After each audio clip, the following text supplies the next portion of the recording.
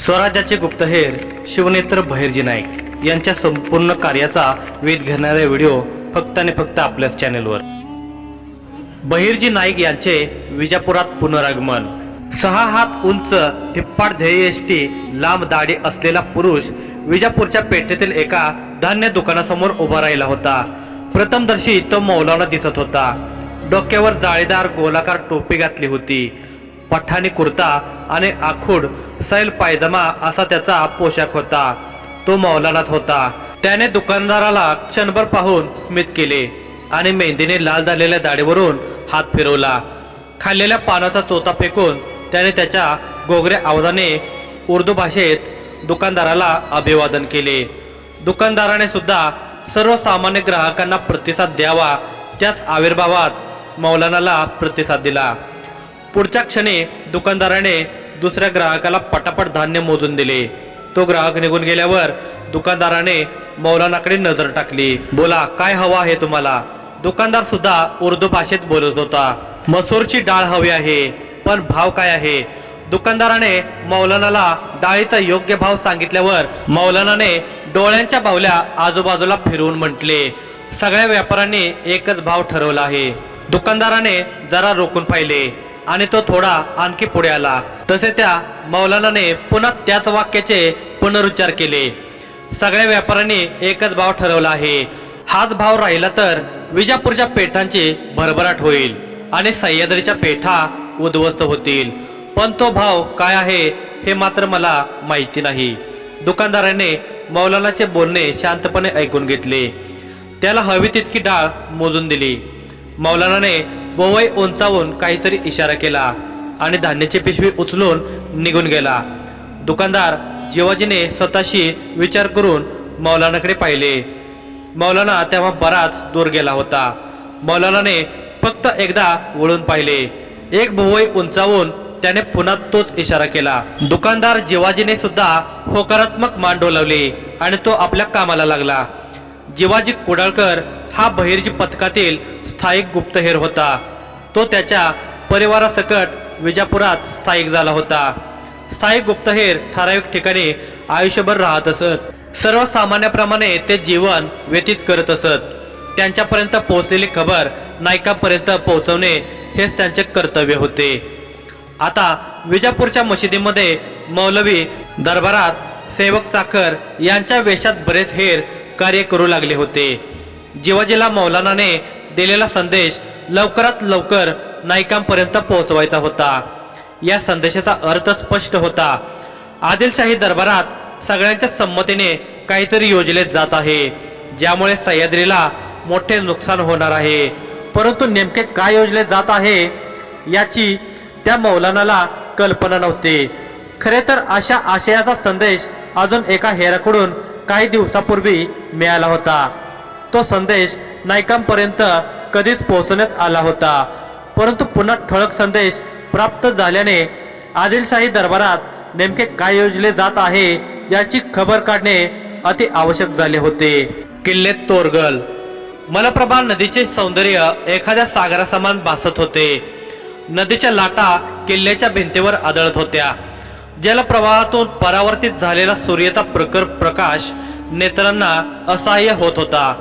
अधूनमधून आपला प्रभाव दाखवणारा वारा नारळाच्या झाडांना डुलवत होता। वाऱ्याच्या आवाजाचा आणि खळवळणाऱ्या पाण्याचा संमिश्र ध्वनी वातावरणात घुमत होता। तोरगल किल्ल्याबाहेरचे हे निसर्ग सौंदर्य नेत्रांना सुखावणारे असले तरी आज या वातावरणात भयांता जाणवत होते। याचे कारण निसर्ग शोधत असावा। इतक्यात मलप्रभा नदीत अचानक कोणीतरी पडल्याचा आवाज झाला। तितक्याच भागात पाण्याचा रंग लालसर झाला होता। अधूनमधून एक डोके पाण्याच्या वर येत होते। त्या डोक्याजवळ कसलीच हालचाल नव्हती। पाण्यात पडलेली ती व्यक्ती झटपटत नव्हती। कदाचित तिचा प्राण निघून गेला होता। ते एक पुरुषी पार्थिव होते। पाण्याच्या प्रवाहासोबत गटांगळ्या खात ते दूर जात होते। इतक्यात आणखी दुसरे पार्थिव पाण्यात पडले। सैनिकांनी किल्ल्यातून एकामागोमाग एक अशी 4 पुरुषी पार्थिवे आणून पाण्यात फेकली, परंतु तोरगलच्या किल्ल्यात हा नरसंहार का? त्याने वेगाने तलवार फिरवली आणि समोर हात बांधून उभ्या केलेल्या मनुष्याच्या गळ्याला चीर दिली। त्या मनुष्याच्या गळ्यातून रक्ताच्या चिळकांड्या उडाल्या। त्याची अर्धवट तुटलेली मान वेगाने थरथरत होती। त्या थरथरणाऱ्या मानेसोबत रक्ताचे ओघळ जमिनीवर पडत होते। तो मनुष्य क्षणात जमिनीवर कोसळला। त्याच्या शरीराचा प्रतिकार आता थांबला होता। गळ्यातून भळाभळा ओघळणारे लाल भडक रक्त त्याच्या पार्थिवाभोवती पसरले होते। त्या पार्थिवाकडे पाहून त्याचा गळा चिरणारा शस्त्रधारी मोठ्याने हसू लागला। रक्ताने माखलेली तलवार त्याने स्वतःच्या डोळ्यासमोर धरली। तलवारीच्या पात्यावरून रक्ताचे ओघळ टपकत होते। मग त्याने एका सुती कापडाने तलवारीच्या पात्याला लागलेले रक्त पुसून काढले आणि क्रोधपूर्ण नजरेने पाहत दातावर दात घट्ट दाबत तो रोषाने ओरडला। बाळाजी हैबतरावाला मारण्याआधी मारणाऱ्यानं 10 वेळा विचार करावा। तो क्रूर कर्मा पुरुष बाळाजी हैबतराव होता। आदिलशाही सैन्यातील एक शक्तिशाली सरदार। तो 6 हात उंच होता। पेळदार शरीरयष्टी त्याच्या अंगरख्यातून दृष्टीस पडत होती। त्याच्या काळ्याभोर घेरदार मिशा हनुवटीवर दाढीपर्यंत पोहोचल्या होत्या। त्याचे लालभडक डोळे आग ओकत असल्याचे भासत होते। आदिलशाहीची चाकरी करणारे लखुजी हनुमंते यांचे बाळाजी हैबतरावासोबत जुने वैर होते। दोघे एकाच शासकाच्या अधीन असल्याने लखुजी बाळाजीवर प्रत्यक्ष आक्रमण करू शकत नव्हता। म्हणून तो मारेकऱ्यांना पाठवून बाळाजीच्या हत्येचा प्रयत्न करत होता। परंतु प्रत्येक वेळी त्याचा तो प्रयत्न असफल होत होता।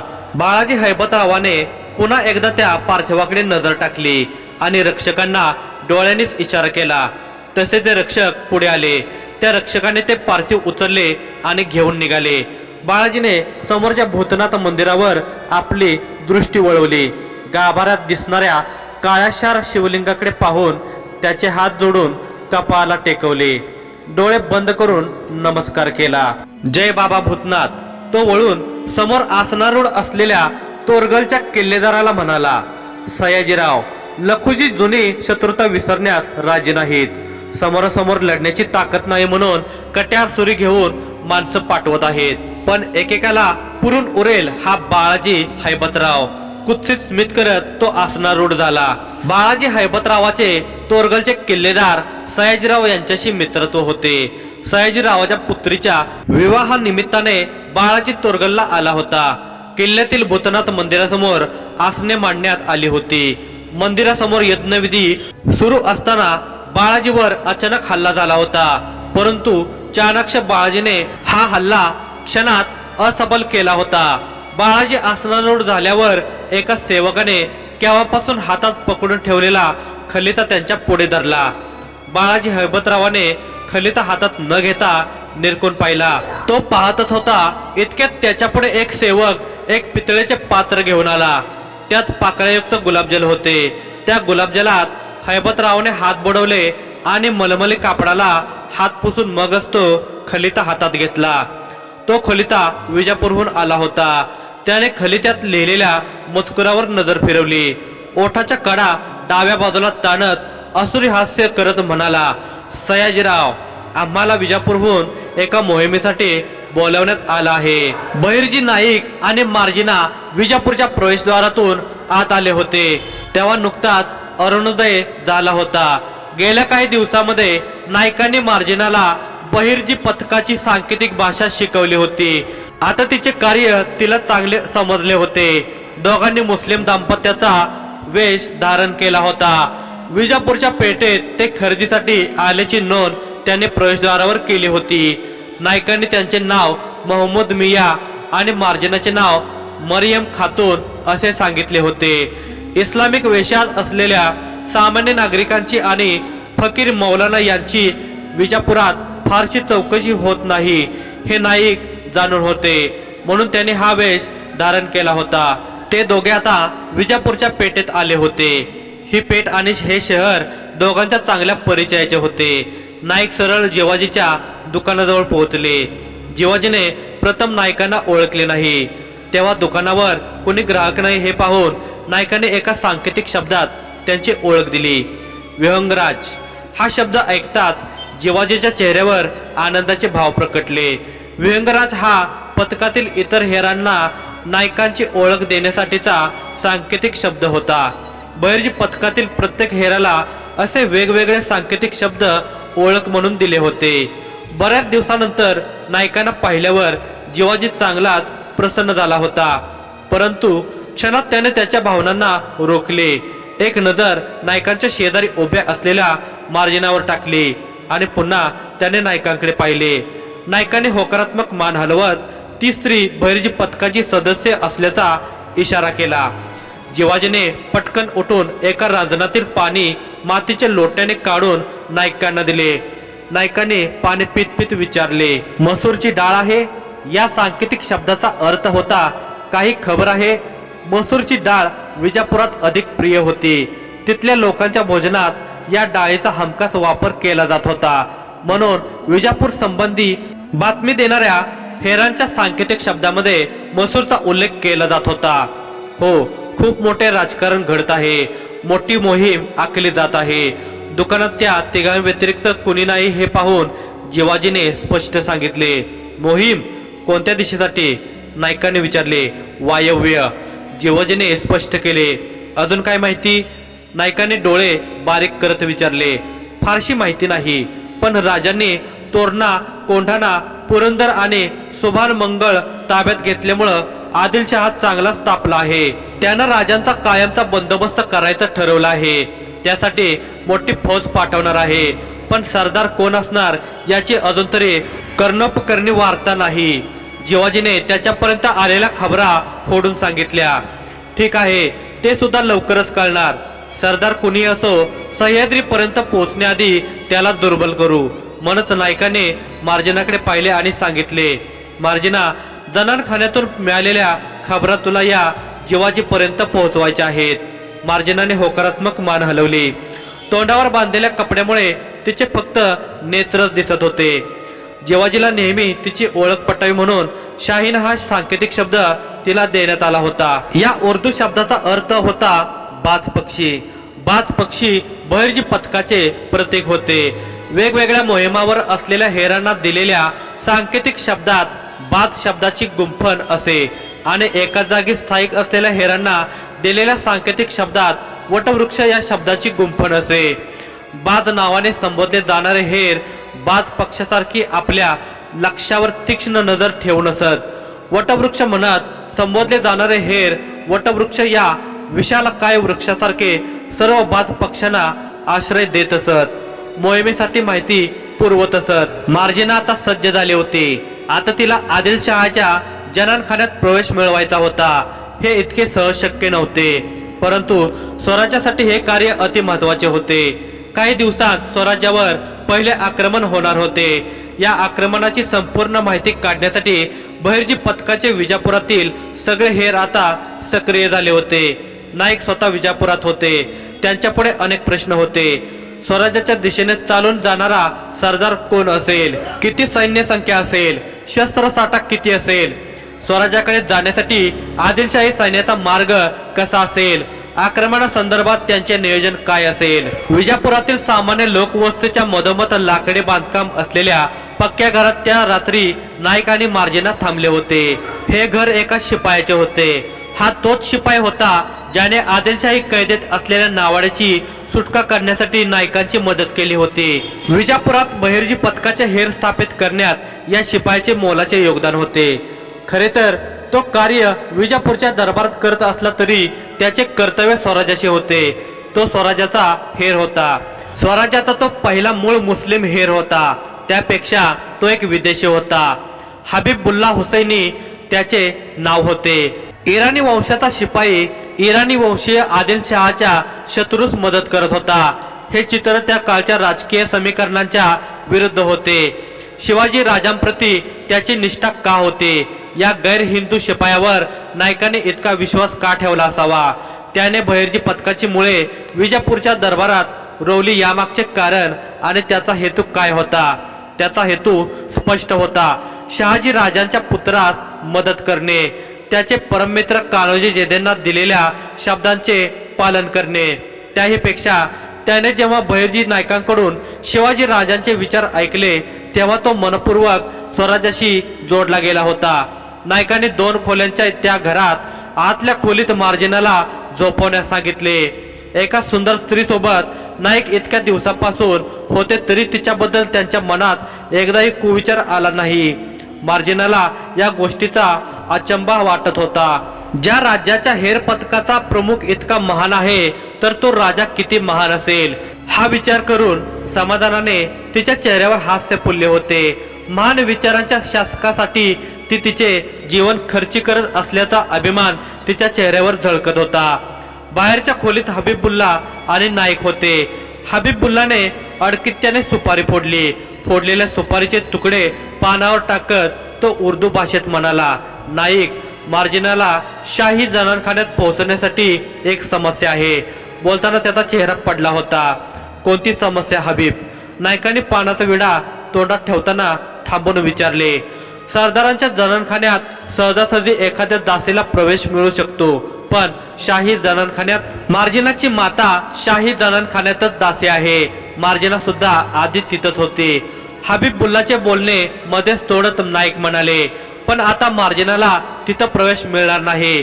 महलाबाहेर काही दिवस राहिल्यामुळे तिच्याकडं संशयानं पाहिलं जाईल, हबीबुल्लाने सांगितले. मग नाईकांना हबीबुल्लाची गोष्ट पटली, परंतु दुसरा काही पर्याय आहे का या आशयाने त्यांनी विचारले. सर्व काही आता मार्जिनावर अवलंबून आहे. महलाच्या सेवक चाकर आणि दास्यांची नोंद ठेवणाऱ्या अधिकाऱ्याला तिला हाताशी घ्यावं लागेल. हबीबुल्लाचा आवाज बोलताना हळूहळू कमी झाला होता. नाईकांनी चमकून पाहिले. म्हणजे मला काय बोलायचं आहे हे तुम्हाला कळत असेल. तिला अत्यंत वाईट परिस्थितीतून तिथं पोहोचावं लागेल. नाईकांच्या नजरेशी नजर लावत हबीबुल्ला म्हणाला, मार्जिनाला या वाटेवर तिच्या तल्लख बुद्धीनं मार काढावा लागेल. त्यासाठी ती समर्थही आहे, पण तरी त्यासाठी आपण मार्जिनावर दबाव टाकू शकत नाही. आपल्या राजांच्या विचारांविरुद्ध हे कार्य होईल. नाईकांनी खोल श्वास घेऊन सोडला. माझ्यावर तुम्ही दबाव टाकण्याची गरज नाही. ते कार्य मी आनंदानं करेन. मार्जिना आतल्या खोलीतून बाहेर आली होती. तिने नाईकांचे आणि हबीबुल्लाचे संभाषण ऐकले होते. नाईकाने आणि हबीबुल्लाने वळून पाहिले. स्वराज्यासाठी मी मरायला तयार आहे. तेव्हा एका अधिकाऱ्याला हाताशी धरणं काय विशेष? मी तशी चांगली ओळखून आहे त्या अधिकाऱ्याला. शाहिद खान नाव आहे त्याचं. मला पुन्हा जनानखान्यात प्रवेश देण्यास मी त्याला भाग पाडेन. तुम्ही चिंता करू नका. मार्जिनाच्या चेहऱ्यावर स्वराज्यासाठी काम करण्याची उत्सुकता होती. हो, पण नाईकांचे बोलणे अर्ध्यावर संपवत मार्जिना म्हणाले, नाईक, ही मोहीम कोणत्याही परिस्थितीत मी पूर्ण करेन. एकदा का मी जनानखान्यात विश्वास संपादन केला की स्वराज्याच्या दिशेनं जाणाऱ्या सगळ्या आक्रमणांची आयुष्यभर माहिती पुरवत राहीन. हा मला माहीत आहे. तिथं मला कोणकोणत्या वेदना सोसाव्या लागतील. तिथं दासी म्हणून कार्य करताना आदिलशहाच्या भोगविलासी वृत्तीचा सामना करावा लागेल. या यातना मी आणि माझ्या मातेनं याआधी सोसल्या आहेत, पण आता ह्या माझ्यासाठी यातना नसतील. स्वराज्याचा झेंडा जेव्हा जेव्हा विजय होऊन आदिलशाही किल्ल्यावर फडकेल तेव्हा तेव्हा माझं बलिदान सार्थ झाल्याचं सुख मला या यातनांची कात टाकण्यास सहाय्य करेल. मार्जिनाचे बोलणे ऐकून नाईक आणि हबीबुल्ला प्रभावित झाले होते. काहीसे विचलितही झाले होते. नाईकांना मार्जिनाला जनानखान्यात पाठवणे अत्यंत जड जात होते, परंतु मार्जिनाच्या ठाम निर्णयामुळे ते शेवटी राजी झाले होते. इतक्यात दाराची कडी कुणीतरी ठोठावली.